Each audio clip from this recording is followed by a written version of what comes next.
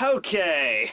Hey everybody, how you doing? Yeah, it's been a while since I had the old suit and tie combo, right? Okay, so if you're not already comfy, please get comfy. And if you are already comfy, get comfier, because we're gonna be here a while, alright? Grab some extra pillows or some blankets, just kind of find that sweet spot wherever you're at right now, because this is a buffer chapter in between Acts of Wano, which basically equals out to the fact we're going to get hot loads of news just drizzling all over ourselves. You know, Oda's up there on the balcony with a giant vat of news, which is basically honey, and he's just slowly drizzling it all over our bodies. All right, so that's a great metaphor. Get some snacks even. I'll wait. Go to the kitchen, rate it. I got some honey roasted peanuts and some water here, which I'm kind of lacking in the snack department, I realize, but that doesn't mean you can't have better snacks. Get some candy. I don't know, just if this is before work, if this is early in the morning you're watching this, like where I'm at right now, maybe get some cereal. If it's after work, maybe get some weed or a stiff drink if you're old enough. I don't know. I just want you to be comfortable, because we're probably gonna be here for a while, okay? All right, we good? Are we all good? All right. How you doing, Sabo? Okay, so this will be One Piece chapter 956 titled Big News! Big News! Which is great. I love this. Oda, you're in on the joke, you're in on the meme, and that doesn't take away from it at all. This would be like if Kishimoto released a Naruto chapter that just said, Naruto runs. And the cover page is just Naruto running. It'd just be like, he's in on the joke. We love this, okay? In fact, I think every major buffer chapter that has a lot of exposition from now on should just be called Big News. You know, take a page out of Kubo's handbook and just Big News 2, Big News 3, Giant Bird Redux Mix, something like that. All right, so, you know, before we even get into the big news in the actual story, we get big news in the cover page, because the Fire Tank Pirates, Beiji and Chiffon have, I was going to say Beiji and Capone there. Beiji and Chiffon have arrived at Dressrosa, okay? It seems like they've beaten up a few of the port guards there. There was like a marine there that they were kind of like guarding the area of Dressrosa getting into the country. Makes sense considering everything that happened there with Doflamingo, that there would still be some sort of marine presence in the city, even though this is like, you know, several weeks, maybe even over a month since the events of Dressrosa. There's still probably going to be some marines lingering about. So they're heading over to the west port of the island, trying to gain access, because remember, Dressrosa is kind of a weird island where it has the city and everything in the middle, but the entire surrounding like perimeter of the island on the shore, it doesn't really even have a shore. It's just giant boulders that are just blocking the island. So when you're approaching it, you really can't see like the city itself, right? So anyway, Beiji and Chiffon, they're heading toward the west port to get into the actual island proper, but there's a mysterious guitar playing man just chilling out along the pier, and he's just strumming his guitar. His is probably a lot better tuned than mine is, but yeah, he's just... Ah, I see you there, bambinos and bambinas. You are looking for Lola, I presume. Have you finally found a husbando for her? Let me tell you a tale about Lola. She came to the town. Okay, I'm gonna stop because I'm horrible at guitar and it's out of tune anyway. But yeah, so this strange guitar man, I think he might have actually confused Chiffon for Lola because they're identical twins. I'm sure Beiji would bring them up to speed. It's like, oh no, this is not Lola, this is Chiffon, but we're looking for Lola. Do you know her? And this guitar man apparently does. Now remember, Lola and Chiffon both, they did come from Totland, which is in the New World. We met Lola for the first time in Paradise, but she mentions this to Nami. Oh no, we were born in the New World. Dressrosa is in the New World, and it's also known as the country of passion and love and toys. But, you know, in the case with Lola looking for a husband, it would make sense that after she left Totland, she decided to stop by in Dressrosa for a little while. What was it, like 4,444 something marriage rejections? It's very possible that this could have been one of the guys that rejected her marriage proposal. In fact, most of the people that she was proposing to might have been from Dressrosa, because, as I said, aforementioned country of passion and love. So yeah, I just realized Hisoka from Hunter x Hunter would probably have a good time there. Yeah, well, he would. Alright, so, yeah, I'm interested to see where this is going to go there. The guitar man. He might not be the only one in town that's aware of Lola, but they might have a way in order to maybe get over to Paradise, you know, or maybe Lola might return to the New World and go to Dressrosa to try again, you know, maybe that's the country where she kind of like, she spent maybe a long time there before she went over to Paradise. nice. Who knows? But yeah, so it's beginning to heat up a little bit there. And what's also heating up is the actual chapter. So first off, we do get updates on Reverie, so we could just do a giddy little we get a little giddy little dance there. That's great. But before we get to little recaps of that, we now cut over to the Ryugu Kingdom. That's a Fishman Island, you know, 10,000 meters down, where we have Garp and the royal family. You have King Neptune, you have the Neptune brothers, and you have Shirahoshi. They've returned to their homeland, and so everything's good on their front. Shirahoshi did not get kidnapped. Neptune didn't get like assassinated or everything. They're good. They're kind of tired. Neptune just kind of like your dad after a long vacation, just kind of plops down on the chair, and he's just like, oh man. Oh, that was a long trip. Okay, we're good. I'm not gonna move from this for a while. So, yeah, it's been a long journey. Garp is also there. Of course, Garp was the one that kind of escorted them up from the seafloor, so it only makes sense he escorted them back down. And they're just having a little bit of a debrief on Reverie and the events that happened there. Garp is going on and talking about how Reverie is in general. It's never usually a peaceful conference, okay? You're gonna get 50 kings and queens and royalty in general from all over the world gathering in one place. There's going to be old vendettas. There's going to be, you know, traditional clashes between, like, hey, you know, my great-grandfather founded the country that fights with your great-grandfather. Yeah, well, screw you. You know, that's, yeah, so it's a summit. You know, that stuff's going to happen. In fact, we even get a scene here where we see two kings, one of them actually, I think, being the king or the emperor of the Kano kingdom where Sai is from, you know, clashing with another military leader, while other military leaders are handing them the bats in order to fight with. That could be like a legitimate political cartoon, kind of. It's sort of like the message I got from it is like other countries using two other countries' war to benefit themselves. You know, just like, oh yeah, that country over there that hates you, yeah, we're your allies. We'll give you the means necessary to fight against them. Political satire, anybody? I don't know, but anyway, yeah, so it's always a tense occasion. It's never just peace and happiness and unicorns and rainbows. You know, it's not like all 50 of these royals sit down and they're just like, all right, men, first things first, National Free Donut Day. What day is it going to be on this year? And that's all they argue about the entire time. No, they're gonna fight over things. But Garp comes out, he's just sitting there drinking some tea, you know, in the Ryugu Palace, and he's just like, yeah, so that's normally how it is. Now, normally, as long as no blood is spilled, you could consider it a successful reverie. You know, he's like, okay, no blood was spilled this year, we're good. But Garp is just, he just kind of takes a sip of his tea and is just like, this year was bad, though. It's like, yeah, this wasn't our shining moment, okay?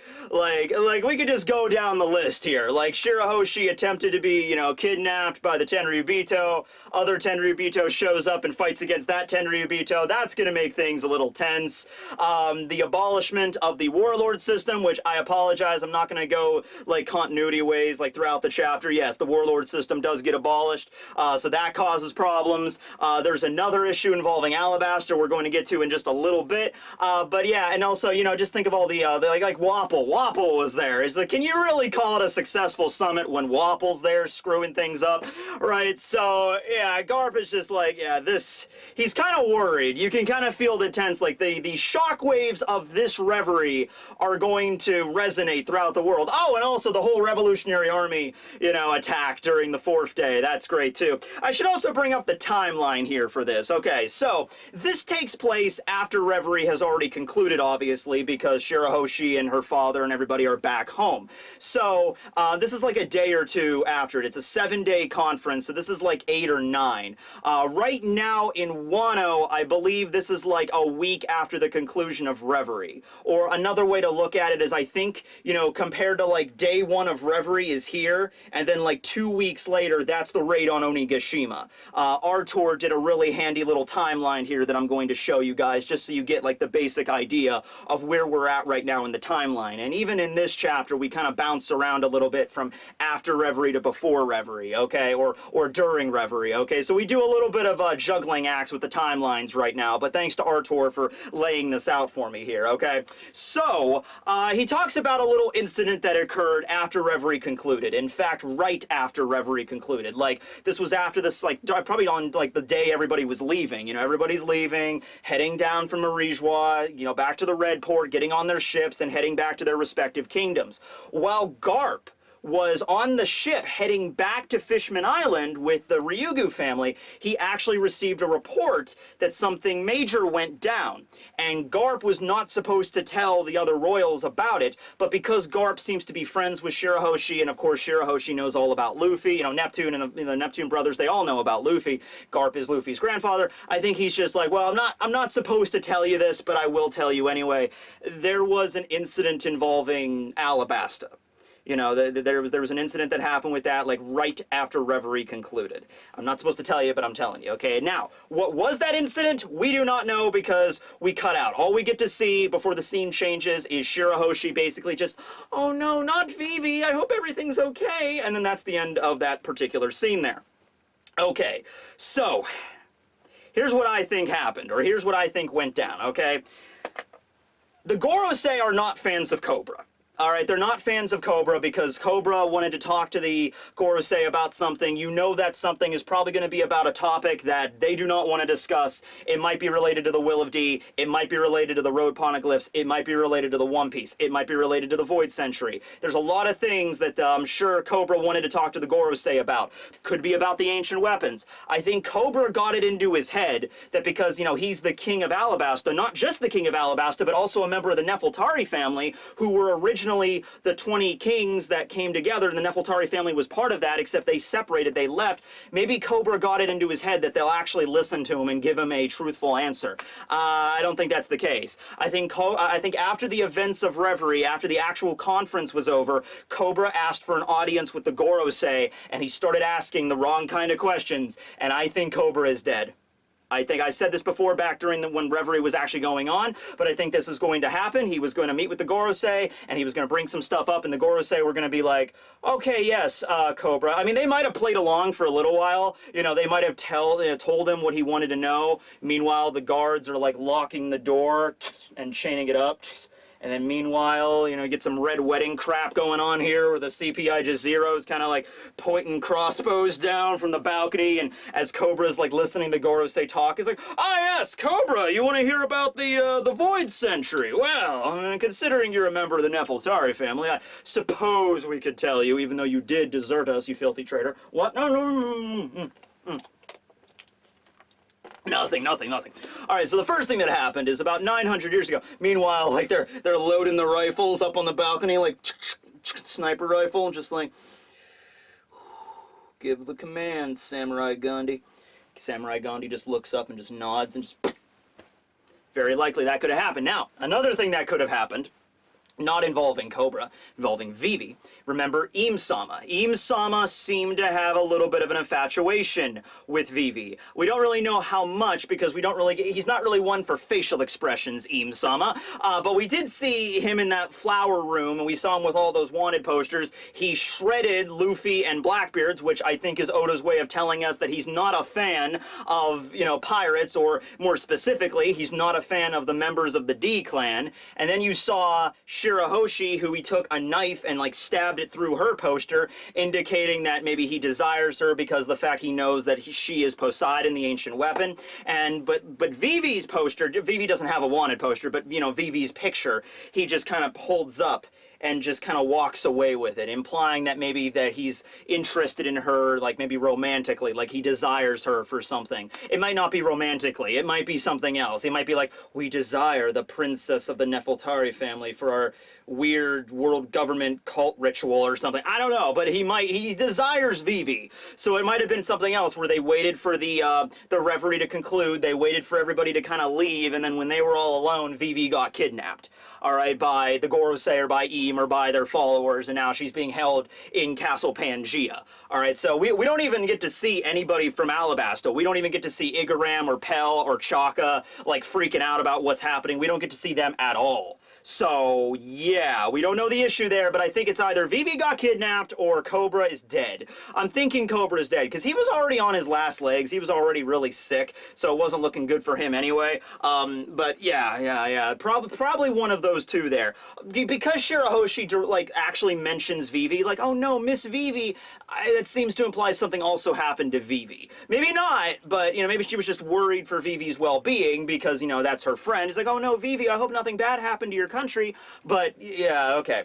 Alright, so now we change scenes, we cut out from Reverie a little bit, all the different nobles are leaving, and now we cut over to the headquarters for the World Economic Journal. Alright, so we actually get to see their headquarters. It basically looks like a giant teapot. We find out later in the chapter the reason it has a weird shape is because it's actually a mobile headquarters. It doesn't stay in one place for very long, because Morgan's, he ate the albatross zone, the bird zone, but that also apparently gives him psychic control over the news coup. Not sure how that works, but it does give him, because he can basically control them whenever he wants them to, like, carry him away somewhere, like we saw with his balloon that him and Stussy escaped on back in Totland.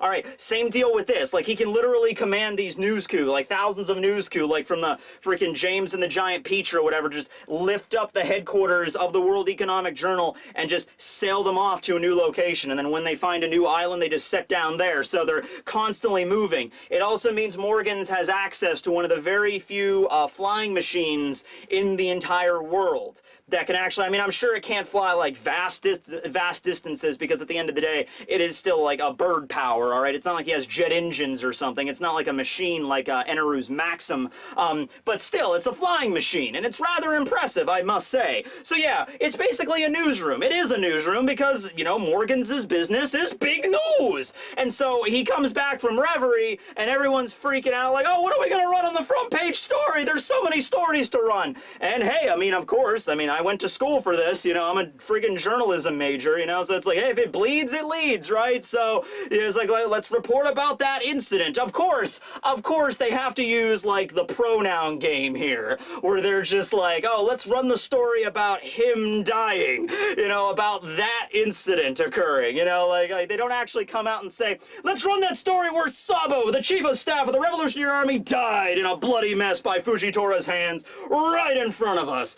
I'm assuming this might be the same kind of deal when we found out about Luffy's bounty, where I think, like, in the chapter beforehand or leading up in that chapter, everybody was reacting to the bounty, and we, the fans, didn't get to see it until the very end or, like, the next week. So it might be something like that. Honestly, I'm really hoping that the next chapter is not just going back to Wano Act 3. I'm hoping we get at least one more buffer chapter, or maybe a half of a chapter. Maybe half of the next chapter is talking about this stuff, and then the other half is back at Wano. I'm really hoping it would be something like that, okay? And also, that's more build-up for Act 3. Come on, Oda, don't you want to build more suspense up for Act 3? I know you do, buddy. Alright, so anyway, yeah, there's a bunch of different stories they could run here.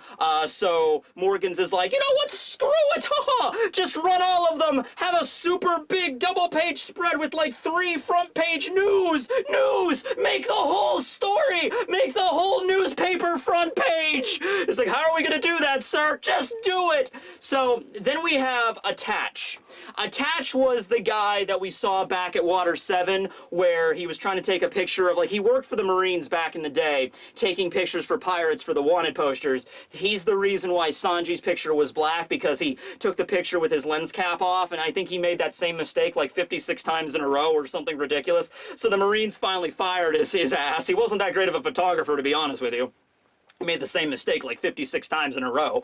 And so then Morgan's hired him, and now he's like a photographer for the World Economic Journal. Okay, that's great. So he approaches Morgan's with an envelope, and he's like, Mr. Morgan's, this just arrived from the world government here, sir. And so he picks it up, and we find out, I mean, we could have figured this. Morgan's is the kind of bird that keeps his feathers in multiple soups. Alright, he's just like, he has one hand in the world government soup over here. Wow, that's tomato basil. That's quite delicious. And he keeps his other finger in the underworld soups over here, which are mostly a lobster bisque kind of flavor. And just, oh yes, that's interesting. So the point is here, you know, he's like, all right, he's working for the government, but he's also working for the underworld, all right? Because he's a freaking journalist. What are you gonna do? It's like, you gotta balance this here. So we find out that the world government bribes Morgan's to probably either suppress the news or push the news, depending on what the kind of news is. Now, Morgan's gets the bribe, he opens up the check, and we don't know how many berries it is, but I'm assuming, considering this is a piece of news that the world government really does not want to get out to the world, that, yeah, that it's probably a large sum, probably several 100 million berries at the least, you know, okay? This could be like Luffy's bounty, like 500, like one of his earlier bounties, like, because this is a lot of money, right? Morgans looks at it, and he's like, oh, a big fat check, but I am a journalist. He like rips up the check like, I am a journalist and also an albatross, but mostly a journalist. And I will run this story come hell or high water. I think mostly just because Morgans is smart enough to know that this story is just so damn juicy. Just, oh, I love this freaking story. That if he publishes it, like, the world will go insane, and I think that's what gets him off. So he's just like, I don't care about the money or about the bribe, I'm publishing this story.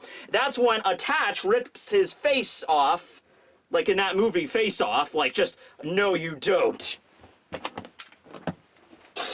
I'm actually Double Agent Dick Peterson, here with CP0. Alright, so yeah, it's a secret agent this whole time. No, I don't think it was a secret agent the whole time. I think it's just somebody impersonating Attach. Although it would be funny that if Attach was, like, always a secret agent, but I don't think that's the case. I don't think he would be that incompetent otherwise.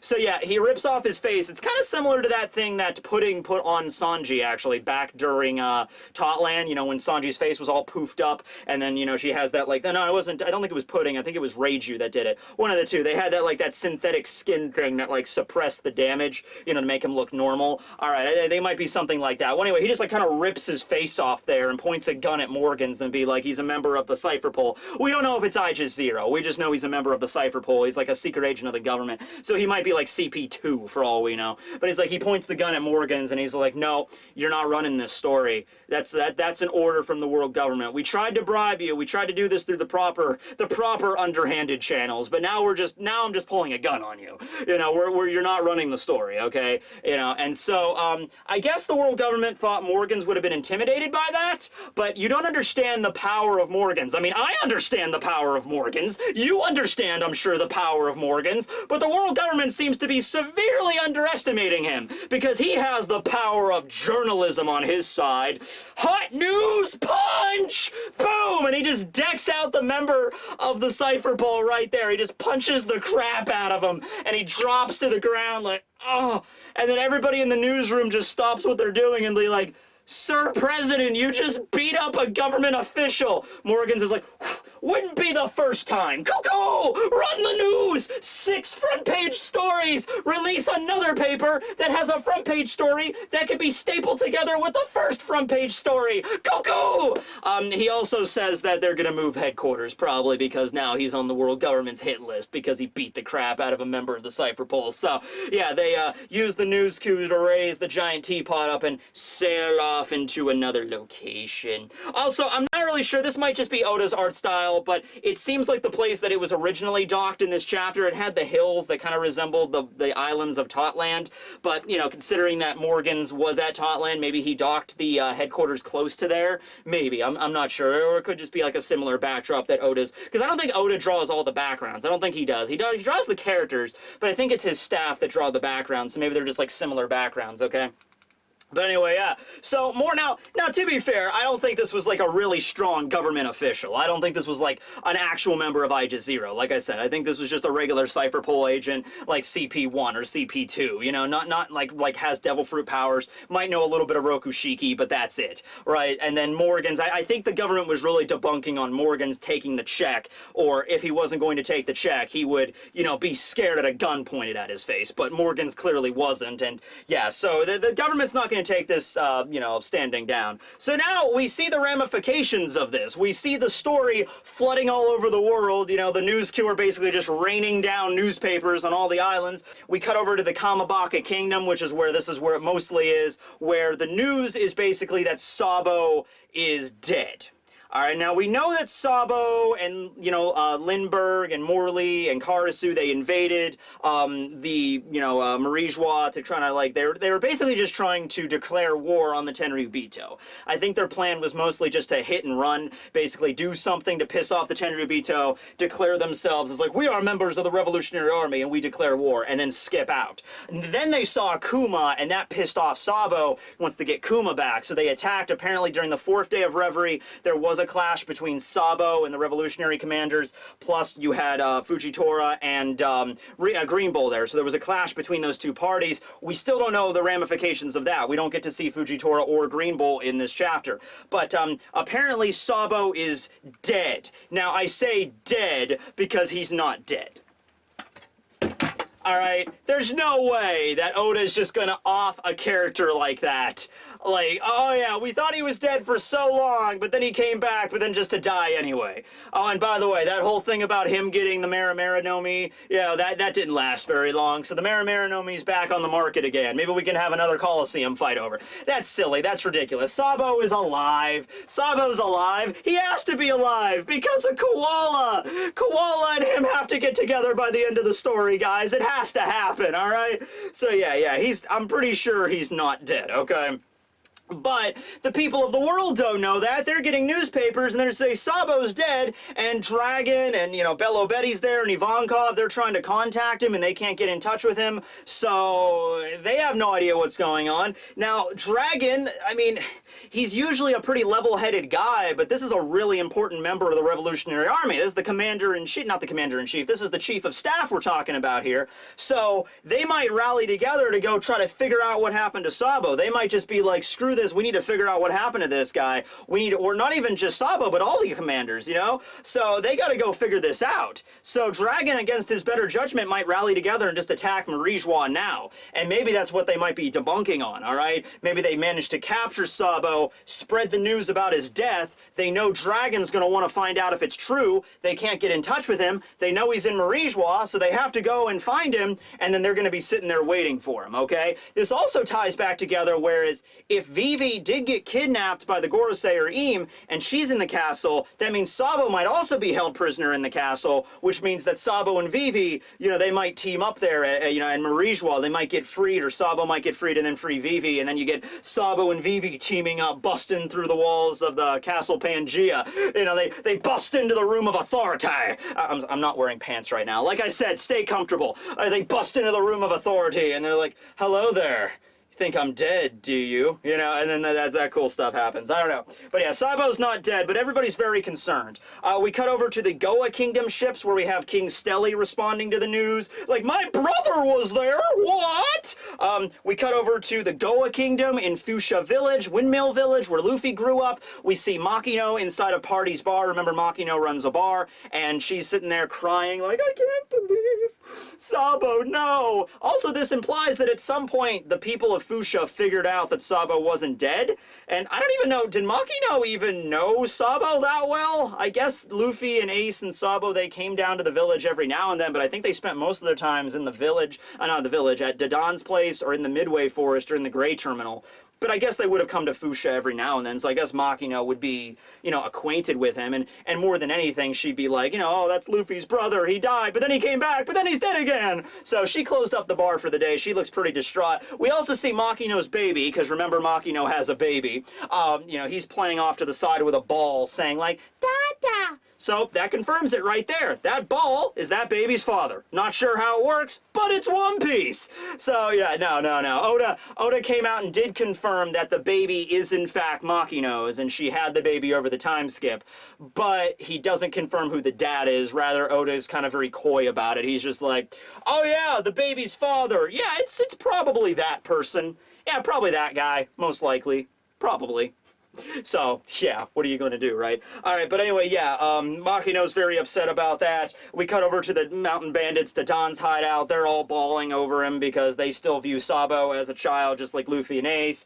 Doflamingo's scene is the greatest. We cut to underwater prison, level 6, Impel Down, where Dopey is just in his cell, and he's just, I guess they were honest to him. They gave him a newspaper. He's like he's to Suru when they were heading toward Impel Down. He's just like, hey, I just want to make sure to get a newspaper every day. And I guess they gave it to him. I don't know why, but they did. He's in his cell just laughing his ass off like, ha ha, I can never get tired of this world. Oh my god, I get it. Dopey is us. Dopey's us. He's like the reaction of the fans now. He's just like, he has nothing else to do but just sit in his cell all day. I'm not saying you guys sit in a jail cell all day. Well, maybe somebody watching this right now is in a jail cell. I don't know. But it's just like, he's there and he's just like, I can never get tired of this. He's like reading Weekly Shonen Jump. He's just like reading all the events of the world like we read the chapters. And he's just like, man, this is great. You know? And so Dopey, he's not bored at all. Isn't that kind of the whole point to level 6 is it's eternal hell?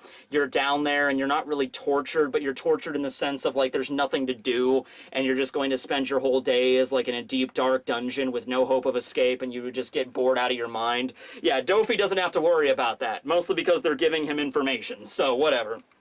So then we cut over to the Beehive Island. We cut over to Blackbeard's home base, you know, the island with the giant skull on it from Uncharted 4. And Blackbeard's there, and he's like, "Zay ha ha ha! Well, if they're gonna be picked up by the Marines, then I better get there first. Come on, men, we set sail." So I have no idea what this is alluding to. This is revolving around one of the stories that was published in the World Economic Journal. We do not know which story. Oh, something else I forgot.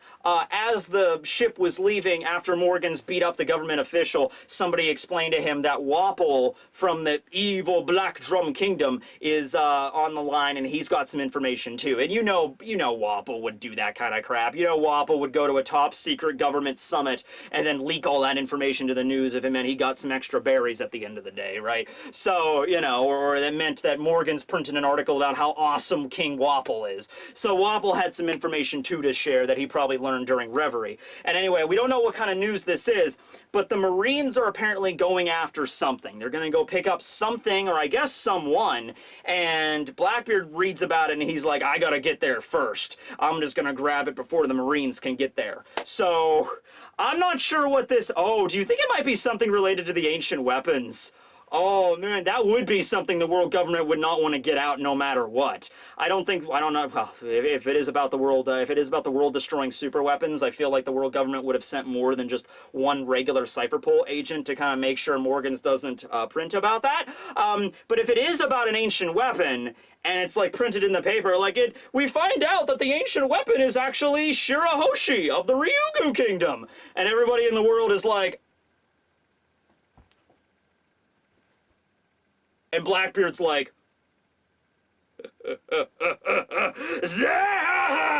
Set sail to Fishman Island, men!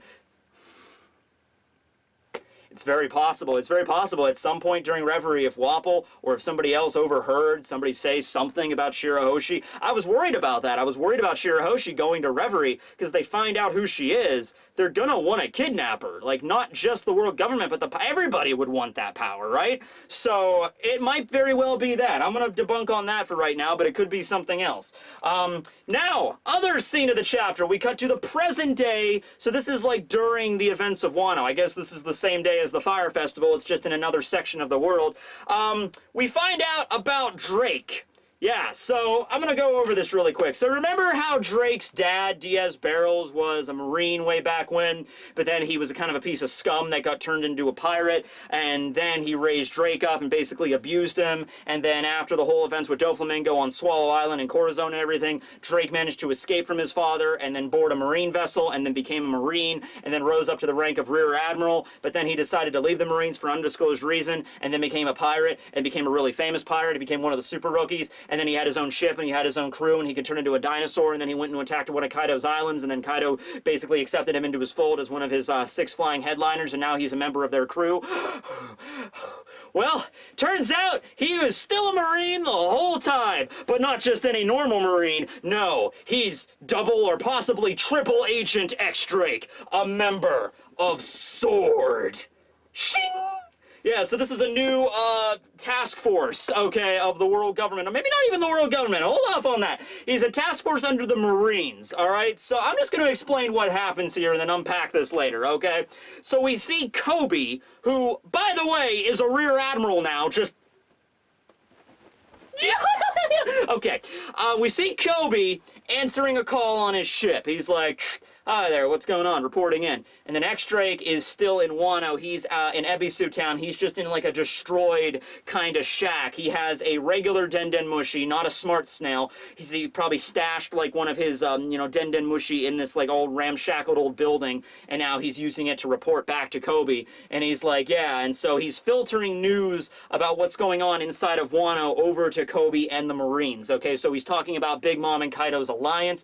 He was like, yeah, they were attacking each other for a while, but now they're working together, so that's a problem. They go over the whole thing about how Wano is not connected to the world government, it's not allied with that, so there's going to be some issues there. He gives them updates on Luffy. He says, well, Luffy, he's not out of prison as far as we know. He is out of prison, but even Drake would not know that yet. So yeah, I guess this also comes up and implies, by the way, that Drake was definitely the guy that let Law out of his prison cell a few chapters ago. We could all figure that, well, except for me at first, because I thought it was Kyoshiro. But no, it was probably Drake, you know, considering this. But yeah, the biggest news here is that Drake lays down the information to Kobe that's like, yeah, we have two Yonkos forming an alliance working together. This is bad. And Kobe's just like, what? Yeah, I'm with you there, Kobe. That was my reaction to pretty much this entire chapter. All right, so, well, I don't even know where to start with this. Okay, so, first off, the thing that, okay, let's just start with that. Kobe's a Rear Admiral now. I mean, that's insane considering, like, only a few weeks ago, like, when he was going to escort the, you know, the Dressrosa ship and the Prudence Kingdom's ship to Reverie, he was a captain. I went back and checked this when he, like, jumped in the water and, like, you know, defeated those pirates in the submarine and, like, blocked the missile and everything. Yeah, it said Marine Captain. That was less than a month ago, and now I guess maybe because of that incident, because he helped out the Royals so much, he's been promoted to Rear Admiral. He skipped over the Commodore position altogether, so that's pretty impressive. Way to go, Kobe! Kobe kind of already achieved his dream. He wanted to become an Admiral rank, I mean an actual Admiral, but he's just the Rear Admiral. But still, he's an Admiral! Pretty good job! He's the same rank as freaking Hina right now. Alright, and you know, he's only been in the Marines for a little bit over 2 years. So, yeah, I guess he has some skills. Now, of course, Garp trained him, makes sense. I wonder what Helmeppo is now. I hope Helmeppo is at least like a captain or a commodore right now, right?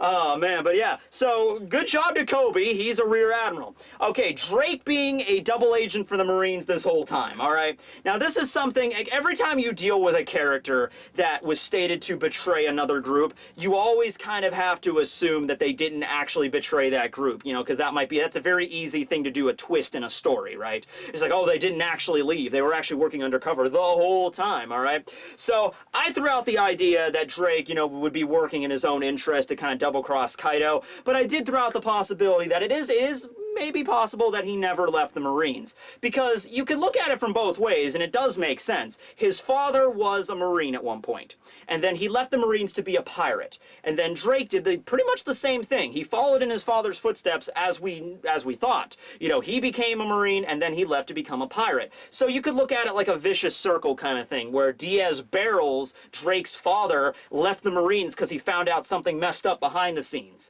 And then Drake was saved by the Marines, became one, and then maybe later Drake himself found out something messed up behind the scenes, how corrupted the Marines or the world government was, and then he decided to leave. Once again, we didn't know the whole story behind this. We don't know how Drake left or why he left, all right? But you could also look at it the other way, where Drake loved being a Marine. He loved, you know, being a warrior of justice and all that stuff, and the reason he's doing all the stuff he's doing now is because, not because he left the Marines, but because he's working undercover, all right? This implies so many things. Like, this is not just a, like, oh, I'm going to leave and pretend to be a pirate. No, this is some deep cover shit we're dealing with here, okay? Drake has been a famous pirate in the world for over 2 years, probably longer than that. It could be 3 or 4 years. We don't know when he left the Marines, or left the Marines, okay? So, I'm thinking, this is what I'm thinking here, okay? This is, of course, not under Sengoku, this is under Sengoku's rule, not Sakazuki's, because Sakazuki became the fleet admiral in the last 2 years. Drake, 2 years ago, when Sengoku was the fleet admiral, he was already an established super rookie, okay? So I think back during, you know, maybe a few years back, could be 5, could be 10 years ago, I don't know when Drake left, maybe Sengoku came up with this plan. Maybe Sengoku himself maybe realized how corrupted the world government was, and Sengoku got like some of the most trusted Marines in the entire organization. People that would take a secret to their grave, that Sengoku trusted above all else. And so he brought Drake in, and he was like, I trust you more than any other, you know, soldier in this entire organization, maybe outside of like Garp and other people. But maybe he had to make sure that the higher ups, like the really higher ups, like the admirals and the vice admirals, couldn't be touched by this. And Sengoku created this secret organization because we see it says Marine HQ Top Secret Special Forces. And, you know, there's probably going to be some mistranslations and stuff with that, but it specifies the Marines. It doesn't specify the world government like the CP0 that work for the world government. I'll get to that in a second, by the way, because there's actually a cool parallel between the two organizations here. But, so I'm thinking maybe this is something like Sengoku realized how corrupted the WG were, and they're like, I need a counterbalance to that. I need to figure out some way to investigate the world without the world government knowing, and I need people that I can trust to pull this off. And so he recruited Drake, and then Drake, you know, he took his orders and he did them. He probably did. Everybody in the Marines thinks he is like one of the highest traitors in the land. He had to do something bad to be known as a traitor, to be bought as a traitor turned pirate. He probably had to kill somebody to get this kind of status of red flag Diaz Drake. He might have killed one of his superior officers and then left the Marines and then built up a pirate crew. And then people are like, holy crap, this guy's a high traitor, but it was all for the greater good. Like, that's how loyal he is. All right? What about Drake's crew? Are Drake's crew also members of SWORD, or are they just pirates along for the ride? Did Drake clue them in? Or are they also Marines that he trusts or something? I have no idea. Kobe obviously came into this later. It says that Drake is the captain of SWORD. I don't think it means captain in the sense of like the captain, like the rank in the Marines, because he was a rear admiral before he left, right? Drake was, which is also the same rank Kobe is right now. I think it means captain in the sense of like he heads up this organization, okay? He's the one that orders people around. It might have been founded maybe by Sengoku. Maybe Sengoku was at least aware of it, you know, but, you know, right now, Drake's the one that, you know, orders everybody around. Kobe is just a member. And I think maybe Garp knows about it, and Garp told Kobe, and just like, listen, Kobe, I think you would be a really great fit for this secret, you know, this undercover organization called SWORD. It's, you know, only the Marine HQ, very, very top secret clandestine crap, but I think you could do it because Kobe's like a really strong up-and-coming Marine. He's a freaking rear admiral within like 2 years. That's insanely good, okay? So, that's the situation there. There's other members of SWORD around, I am sure. We just don't know who they are yet, okay? So yeah, he's not just an undercover Marine. He's like a super secret undercover Marine. Now, the comparisons to Aegis Zero. We know CP Aegis Zero work underneath the Tenryubito, or rather, their sole purpose is to protect the Tenryubito, to serve them and do whatever they command, okay? And this actually addresses something very interesting. Back when CP Aegis Zero were first introduced back at Dressrosa, was I the only one that was like, what the hell is an Aegis? What does Aegis mean? It's a Greek word. It can either mean somebody that just like protects or backs or under the support of another organization or person. In this case, it would be the Tenryubito. But it's also, it has a Greek origin. So remember the story of Perseus? Perseus was the hero that slayed the Medusa. Well, along that journey, because the gods kind of liked him, the gods all kind of gave him little armor and like tchotchkes and like, you know, souvenirs in order to help defeat the Medusa. So I believe Hades gave him a helm of invisibility. Hermes gave him like his boots that could allow him to fly or like move really fast. I think Hephaestus forged a sword for Perseus, and I think it was Athena that gave him a shield that was Aegis. And Aegis was basically, in some contexts, it's a mirror shield, like a straight up mirror, because the Medusa turns you to stone when you look at her. So he uses the shield to like block the gaze or like reverse it back on the Medusa. In other contexts, it's not a mirror per se, it's a bronze shield, but it's polished to the point where it is basically mirror-like, so it has the same effect. So different versions of what the shield looks like. I think even in some versions it's a goat skin shield, but the point is it's a shield wielded by Perseus, given to him by Athena. Okay, it's a shield. So if CP0 is the shield of the world government, then SWORD is the sword of the Marines, okay? Now, it's possible that the two could be working in tandem. CP0's job is to protect the Tenryubito and serve them, but SWORD's job is to attack the pirates where they hurt the most, also under the command of the world government. But I would really like that not to be the case. Personally, I would really love it for, like I said, like Sengoku setting up this whole secret organization in the Marines that the Gorosei, that Msama aren't even aware of. In order to make this work, you would have to have some of the most trusted Marines ever. You wouldn't be able to have a lot of people on this team. Maybe only like a handful, like less than 10, I would imagine, in order to keep this as secret as it was. So, yeah, Drake is the mole. He's feeding some secrets to the Marines. Blackbeard still apparently has a mole inside of Wano. I don't believe that's Drake as well. So, yeah, we find out about Drake. He's actually a good guy, which makes him a bad guy because the good guys are pirates, but is he a bad guy because he's not really a good guy because his dad was the bad guy that used to be a good guy, but then he became a good guy, bad guy, now he's a good guy. Yeah. Another point of their conversation I glossed over is that Drake did mention to Kobe that the CP0 were in Wano, and he mentions it in such a way that he is, like, surprised by that. You would think that if the world government controlled both IGIS-0 and SWORD equally, like they're both, like, secret organizations underneath the world government's umbrella, then that wouldn't be a surprise to Drake. Be like, hey, Kobe, that secret organization that works in tandem with our secret organization is in this country, too. Be like, yeah, we're all part of the same secret organization. Duh. But the way that Drake implies it to Kobe, and Kobe's surprised by that as well, is like, yeah, the world government's secret organization is infiltrating Wano alongside us, the Marines' secret organization. So it implies that the two are definitely separate, and they have a different hierarchical structure, and very likely that IGIS-0 does not even know about SWORD's existence. Sengoku, I think, is definitely involved here, and it might turn out later that Sengoku might be issuing orders to Drake and Kobe and other members of SWORD, and just making it look like he's retired, but in actuality, he actually has his finger on a lot of these buttons still. So, yeah, Kobe's very shocked by this, and everybody's basically talking about how it's like, well, okay, well, we got to figure out what to do, but Wano's not allied, and Drake is like, okay, well, where are you headed right now, Kobe? And Kobe's like, well, I'm headed to the Isle of Women.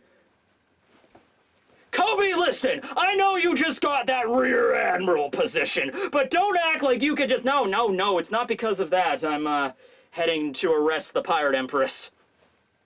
You know, all the Marines are freaking jealous as crap that Kobe was the one that got that assignment. Okay, so the Royal Shishibukai, the Warlord system, has been abolished. Abolished officially in this chapter, okay? Which means that all of the Warlords are now just going back to being regular pirates again, all right? Now they're former Warlords, all right? Which means that the Marines are going to go try to arrest them. The Marines are kind of stupid that way. Hold on, we'll get to that. So all over the world, people are freaking out and they're crying, you know, like most people are happy about this. Most people are like, yes, I can't believe they finally did it. They abolished the Warlord system. Those damn Warlords, you know, on the government payroll. I can't believe we ever accepted them into our midst. Yes, now the world can be a safer place. That seems to be most of the citizens' response to this. There's a very positive reaction to this. Some other people that are like royals and nobles are a little worried about the balance of powers because we always went over that, like the perfect balance of powers, the Triforce, as it were. You know, you had the Yonko, then you had the Marines, then you had the Warlords. Well, now the Warlords are no longer a thing, so it's now the two great powers. So that might be rather unbalanced there. Although we did mention that there might be some other weapon that Vegapunk came up with that would be able to fill the gap of power left by the Warlord system. So don't worry about too much about that. It was King Riku and Cobra that actually stood up and talked about how the Warlord system has damaged their own countries, from Crocodile and Doflamingo respectively. I also like to think Fujitora was involved here, because Fujitora was going on and on. Like, that was a big character arc for him about trying to get the Warlord system abolished, and he was going to bring this up at Reverie. So I'm sure that, you know, Riku and Cobra would have agreed with Fujitora, but Fujitora might have been the one person to address it, or maybe he might have stepped up and Fujitora might have said, you know, don't worry about the balance of powers, because because I was talking to Vegapunk, and Vegapunk has a weapon that would make this world even safer than the Warlord system ever could, alright? So I like to think Fujitora was definitely involved in this meeting in some way, but yeah, it was through Riku and Cobra that they abolished the system. Something I am curious about here, something that it does kind of bug me, okay? So, I always viewed Reverie as sort of a facade, a little bit, because we know who runs the world. The Gorosei run the world. Msama, more specifically, runs the world. So, 50 nobles getting together and making laws, as long as those laws were things that didn't really involve the world on a big scope, it was just like their own kingdoms and stuff, I thought it was fine. It's good to keep up appearances. But I did not think that the world, like the nobles get together and they're all just like, we choose to abolish the warlord system. And it's like, okay, motion passed. I feel like the Gorosei or Msama, if they did not want it to be abolished, then they could make it so it wasn't abolished. They could override their decision. You know what I mean? Because the kings are not the ones that run the world government. They're not. It's the Gorosei, and it's right? So I'm thinking, like, the fact that Msama did not stop this means that he has a plan that he doesn't need the warlords for anymore. And it might go back to Vegapunk. I don't know. But you feel like if they wanted to overturn that decision, they could have if they wanted to, but they didn't, all right? Or the Gorosei could just be down the point where they're just like, it doesn't matter anymore. We're about to have a cleansing soon anyway, so it doesn't even matter. They can keep the warlords or get rid of them, doesn't matter, because we're going to do this thing soon that's going to kind of like wipe the slate clean, you know what I mean? So, yeah, that might be another more dark version of events here. So, we now have a bunch of Marines heading off to various locations all over the New World and Paradise trying to apprehend former warlords. Do you guys have nothing else better to do right now? Let's think this through. The Marines are kind of stupid. Let's think this through. You have... Well, it used to be 7, but now, okay, how many warlords are there? Let's go through that. Kuma, I don't really count anymore because he's a PX0. You know, he is a warlord, but he's a robot at this point. He's taking orders from the Tenryubito, so I'm just going to exclude Kuma from this, okay, because he's kind of an exception, all right? Mihawk, Hancock, Buggy, Weevil. That's it. Doflamingo's already in prison. Law got excommunicated. Moria's gone. Crocodile's gone. Blackbeard's gone. Yeah, so it's just those 4. Plus Kuma, if you really want to include him, but I don't because he's a robo at this point, right? His free will has kind of been taken from him, okay? So you got 4. So, as soon as the warlord system is abolished, the Marines are like, alright, we gotta bring them in. Do you want to be the guy to run up to Dracula Mihawk's castle and tell him he's arrested? Do you want that job? Taking Buggy out of the equation for right now, okay? Because actually, you know what? Buggy surprised me in this chapter. I'm actually proud of this guy. I really am. So it's Stainless, Vice Admiral Stainless, the dude with the fancy mustache. He rolls up to freaking Kalibari Island, and, you know, they get on the loudspeaker, and they surround the island with warships, and they're just like, Pirate Star, Buggy the Cloud. The Warlord system is abolished, you stinking clown. We're here to bring you in. You know what? I was actually thinking Buggy's immediate reaction to that would be like, okay. No, Buggy's like, screw you, Marines! I didn't do crap! I had nothing to do with Crocodile or Doflamingo. I'm not a freaking traitor. I've been doing everything you told me to do here, man. I'm trying to help you, and now you're attacking us. Screw off! And then all of the members of the, the Pirate Dispatch Society that Buggy rolls over, they're like, well, what do we do, sir? There's battleships everywhere. Buggy turns to his men, and he's just like, do what we always do, men. We're gonna give them hell! And everybody just cheers. It's like, Captain Buggy! Captain Buggy! Now off to the side, Buggy does say, he's like, yeah! Give him hell so I can have a chance to escape out the back. You know, Buggy might have, he might have developed a secret trapdoor out of his island in case this ever went down. Yeah, he had about 2 years of, being built up as a warlord. I think it kind of rubbed off on him a little bit. I think he got a lot more confidence because, a freaking fleet of marine warships led by a vice admiral are rocking up to your island, and Buggy actually gives him a fair amount of sass. So, yeah, he's just like, what are you doing, you damn marine? So, hey, okay, Buggy, we'll see where this goes. Then we cut over to the ruins of the Muggy Kingdom. We cut over to Kuraigana Island, where Mihawk is. This is in Paradise. This is the first half of the New World. So I guess the first half of the Grand Line. So I guess this means that the Marines knew that he was living there the whole time. He's basically a squatter, but they knew he lived there. So we don't know, I don't think we see who attacks Mihawk. I don't think we get to see who's there. I'm assuming, considering it's Stainless that went after Buggy, it's another Vice Admiral that's going after Mihawk. Maybe it's Momonga. Mihawk is just chilling in his castle, and he's just like, it's been a long time since I've been chased. You know for a fact that Mihawk is so excited about that right now. As soon as he's just chilling out in his castle and he hears the freaking loudspeaker of the warships surrounding his island and just being like, Mihawk, swordsman, come out now, you're arrested. Mihawk is just like,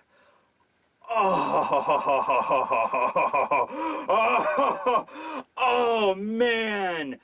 I haven't felt this in years. I was actually starting to miss you bastards following me around everywhere I went. Oh, nothing fell. Congratulations. Oh my god. Okay, so, yeah, the Marines are stupid. They are. Like, even if you sent, like, 2 or 3 Vice Admirals to bring Mihawk in, I am still betting all of the chips on Mihawk in that exchange, alright? Did you see what he could do at freaking Marineford? He clashed with a Yonko, for God's sake. Like, you think a couple of warships scare this dude? He's gonna take one step out of his castle, walk down to the shore like a boss as people are launching cannonballs at him and he just, like, flicks them away. He's gonna get to the shore, take out a piece of wood, take out some paint a sign, plant it in the ground that says no solicitors, take out his sword and just shing, and then just cut like 30 Marine warships in half and then this crash in the water. Anybody that makes it to shore is a dead man, alright? Even if it's Vice Admirals going up against him, Mihawk is gonna beat them. I love Momonga, I love Strawberry, and all those other members of the Vice Admirals that look pretty cool. They have interesting designs. But Mihawk is better than all of them put together, okay? He's the best swordsman in the world. And here's a question, why are you even here? Mihawk isn't even doing anything. I can understand Boa's predicament. Boa does, command the Kuja, and she has went up against Marine, law before. She just kind of does her own thing. And the Kuja are an active pirate crew. So I can understand why Kobe would be going after them. I can understand why they would go after Buggy, because Buggy is also an active pirate crew. Mihawk has no crew. Mihawk just kind of does whatever Mihawk wants. Mihawk was chilling in his castle, really doing nothing but planting a garden, and then all of a sudden the Marines show up like, we're bringing you in! I'm like, I'm sure Mihawk might have the same exact response. Mihawk might be like, are you sure? There's nothing else you could be doing right now. Nothing else going on in the New World with the Yonko. You're coming after me. I'm just planting some pumpkins. Okay, screw it. Picks up yours, like, alright, I could use a workout for today. And it's just like, if you go after the dude, he's gonna fight back. Now, what about Weevil? Okay, Weevil, honestly, out of all of them, I could see Weevil as the biggest threat, because Weevil is like the Hulk. He just, barges into a town and just wrecks the whole thing. Even back when he was a warlord, they were kind of iffy on him, right? So, now we cut over to Weevil, wherever he's at on some random island. A bunch of Marines have, like, riot shields, like, all right, Edward Weevil, turn yourself in peacefully. And then Weevil's just like, Mama, why are all the Marines attacking us? I thought we were friends. They sent me that birthday card and everything. And, you know, Bakin's there. He's like, well, I guess that's off the table now. Beat the crap out of them. You know, and Weevil's like, okay, Mama, I'll beat the crap out of them in the name of my Pappy Whitebeard. Yeah, by the way, I'm sure a couple hundred Marines with some riot shields are really gonna do wonders against Weevil.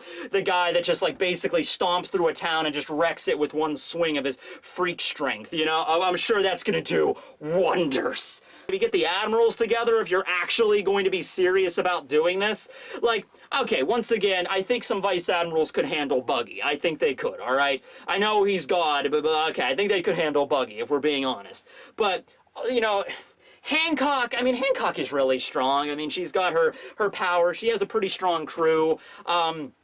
Maybe if, once again, though, if you send enough Vice Admirals at her and some Rear Admirals like Kobe, maybe she could be brought in. But when it comes to Weevil and it comes to Mihawk, they have to have Admirals. You have to send Kizaru after Weevil, or you gotta send Akainu after Mihawk if you have any hope of bringing them actually in and throwing them in Impel Down. You have to send Admirals after them. Otherwise, it's not going to work. Now, to be fair, we did not see who was going after Mihawk. It might have been Kizaru on that ship. And even with Weevil, we saw a bunch of Marines with riot shields around Weevil, but we don't know who their commanding officer is. It might be Akainu. He might be there. Or it might have been Green Bull, or it might have been Fujitora. Maybe. Who knows? But from what we can see, they're not really that smart about this. Maybe they will, but we'll see. All right. So, yeah, we know Kobe is going to Hancock's position and might have some other Vice Admirals or Rear Admirals. Maybe Hina's helping him out there, you know, to the Isle of Women. And in fact, speaking of which, we get the last scene of this chapter where we see Boa Hancock just chilling out on Amazon Lily, just like, it seems the Marines are attacking. What are we going to do, Empress? I'm like, well, it seems they've all forgotten the reason why we became warlords to begin with. It's because we have awesome rocking boot. I mean, because we're strong. That's it. Yeah, not all. Well, Mihawk does have some interesting pecs, and Weevil does too, if we're being honest here. Kuma, yeah, Buggy, I'm sure is kind of ripped. We all have awesome boobs. That's why we are the warlords. No, but in this case, no. It's because we're strong. Okay, so honestly, you know what? I was kind of, you know, looking down on Hancock for a while. Oh, she looks down on me. I was like looking down on Hancock for a while there because, I mean, yeah, she has a pretty powerful devil fruit if you have lust in your heart. But I was like, in terms of raw physical strength, I didn't really rank her up there all that highly compared to like Dopey or Kuma or Mihawk or Weevil or the other warlords. But I really want to see this. I don't want to cut back to Wano just yet. Can we get like the next chapter where we see them fighting? Please? Like, that would be awesome. I would be for that 100%. Even if it's like, hey guys, we're going to take a break from Wano for 4 weeks so we can see Weevil, Mihawk, Boa, and Buggy's fights respectively for each chapter. I'm like, yes! Yes! Please! Because it's been a long time since we've seen these guys fighting. In fact, I think this is Boa's first official, time skip appear. No, she did appear at Sabo. But, you know, like, beyond that. So, yeah! This is cool, right? I want to see this. I want to see where this goes. We're probably not going to get that, of course, but I want to see where this goes. So at least, please don't skip over these fights. Please don't skip over Kobe and, well, actually, Kobe and Hancock. That might be an interesting fight. Oh, Kobe knows Luffy, and Hancock knows Luffy. Hancock really knows Luffy. So, you know, they might, it's like, wait a second, you know Luffy? Yes. We could be friends. And then next thing you know, you have freaking Kobe chilling out in the Isle of Women, like, telling stories about Luffy over to Boa, and Boa's just like, oh my god, he's such a dreamboat, isn't he? And Kobe's like, yeah, he kind of is. You know, they're just like fanboying and fangirling over Luffy, so that could work there. Stainless and his fleet against Buggy, that could be an interesting fight there, just to see all the members of the Dispatch Society. Mihawk just slicing everything apart, that would be awesome. And Weevil just going all Hulk and just rampaging through all the Marines and just slicing them apart like they're freaking bacon. That would be cool, right? Well, anyway, yeah, that's the chapter. That's the end of the chapter. How long was that? That's an hour. That's an hour and 3 minutes. That's about right. That's about right. Oh, man. I apologize. It took me an extra day to get this out. I was rather busy yesterday with some family stuff we were doing, and it was actually kind of good because I got to actually sit down and, you know, take all of this stuff in and just... Okay, whew, good. So, yeah, I think I did a pretty good job of addressing all these major things as they go about it in this chapter. As with, like, exposition chapters are always very long, you know, just all the stuff to talk about. I would greatly suggest go check out Artur's page, because he did an article all about this chapter that's very long, but also covers everything as well, even more so than I did. He actually goes into detail on, like, the different countries that we get to see all over the world. So, you know, I'll leave the links to Artur's page below. But other than that, I guess the biggest, what's the biggest thing in this chapter that you're hyped for? I guess that's a good question. For me, it would be the Warlords battles. I was really into Drake being a member of SWORD. I really like to see Kobe again as a Rear Admiral. I really like to see Garp working, not working, but, you know, telling the Ryugu Kingdom about the events on Alabasta, like something happened with Alabasta. It was nice seeing Morgan's and what he really does as his day job. All that stuff was great, but the Warlords, you know, showing up again and being very relevant in the story. I was also kind of hoping that when the Warlords showed up in this chapter, we were going to get their former bounties revealed. Like we see Boa Hancock, former Royal Warlord, bounty 80, I think it was 80 million for Hancock, or 81 million. No, I think Crocodile was 81. Crocodile and Hancock both have relatively low bounties for Warlords when they were frozen. Buggy, you know, former Royal Warlord, bounty 15 million. Mihawk's former bounty, that would have been cool to see. And also Weevil's former, well, no, I think we did get Weevil's former bounty. It was like 300 million something, or 400, it was 400 million something. But we never knew Mihawk's. I wanted to see what Mihawk's former bounty was, right? That would have been cool to see. But we didn't get that, unfortunately. So anyway, yeah, that's the chapter. Are we going to continue on next week? I hope so. I hope we maybe get like half of a chapter at least next week that's like covering this stuff, and then the other half maybe goes back to Act 3. I mean, if it was my choice, I would have a whole chapter again of just the buffer, maybe figuring out what was all in the paper, like seeing all of the front page news for ourselves. That would be cool. But I think that's everything. I've been talking for over an hour here. Thanks for watching, everybody. Thanks for the continued support. I dropped my water, but that's good because that's what lids are for. And bow to the greatness of Boa.